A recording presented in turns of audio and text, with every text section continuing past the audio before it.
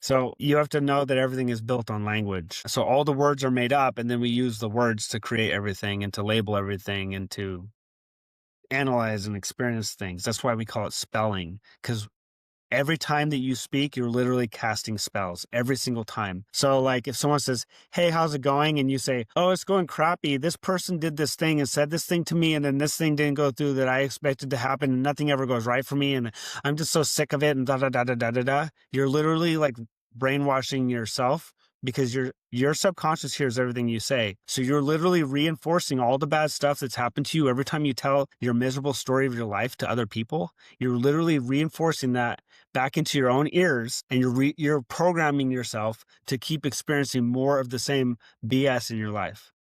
Yes, words are spells. Every single word is a spell. That's why we call it spelling. And you can either be casting blessings or you can be casting curses on people and yourself. So there's a cost. There's literally a cost to everything that you say. And that's why in the beginning was the Word, and the Word was God. Like the Word creates everything. Everything that you say, everything that you focus on, everything that you believe in creates reality. And since all these people in this world right now believe in separation, and they believe in war and conflict and slavery and money and all that stuff, that's why our world is like it is. Because everyone believes that. They don't realize that we can just decide to change the rules anytime we want.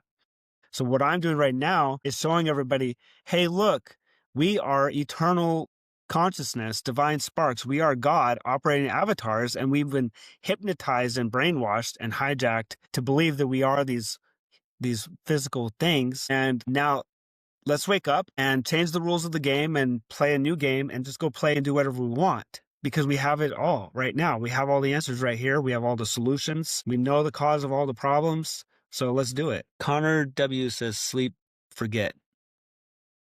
Yeah, like literally everyone's asleep. And I can't even walk up to a completely demonized person right now and tell them this stuff, because they just completely blow me off like I'm some psycho crazy person.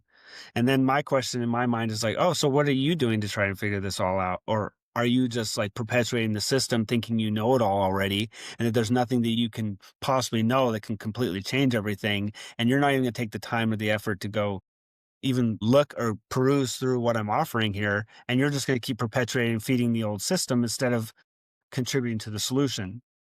But again, I say that all with no judgment of any single individual, because I understand they're hijacked.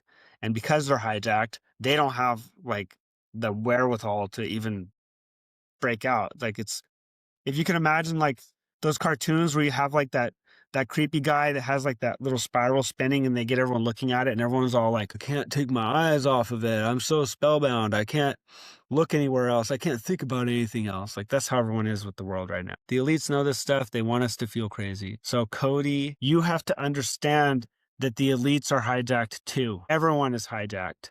No one is doing this on purpose, okay? No one is doing this on purpose. No one is in control of the world. Now, that's not to say that there aren't conspiracies and there's not groups of people that are in places of power and with certain levels of knowledge that is enough to be dangerous and manipulate the masses and direct them. But that's not the divine sparks in their avatars that's doing that. That's their hijacked default mode network that's doing that. So literally everyone in the entire world is a victim of the hijacking. Every single person is a victim of the hijacking. There is literally not a single evil person on the planet. It's not evil. It's entropy. And if you think that there's an evil person on the planet, like you are literally contributing to the problem by believing that there's evil and that there's evil people, instead of recognizing that the divine is in everybody, and the divine has been bamboozled and hijacked to believe that it is this finite physical avatar character, and then stuck in all this conditioning. Like that's what it is. That is plain and simple. Thank you, Connor. Connor says, love your hair. Yeah, when you fully wake up, you realize this. Like you experience the truth that everything is one here. This is all one consciousness, one intelligence, experience itself through all these vessels. And then you start to have compassion. You realize that everyone is trapped. Every single person in the world is trapped. I am still infected because there's infection in the world, but I have reclaimed my avatar. I've reclaimed, now operating this from consciousness. I'm consciously operating this avatar from using myself, which is the divine spark ultimately. So I'm not operating in the default mode network. Like this is all flowing through me. I don't even know what I'm going to say before I say it. The words literally just flow out of my mouth. And sometimes I'm saying stuff that I didn't even know until I said it. So I have to listen to everything I say and be surprised at some of the stuff that comes out of my mouth and be like, holy crap, wow, that's news to me. Because you start channeling. Exactly, Connor. That's flow state.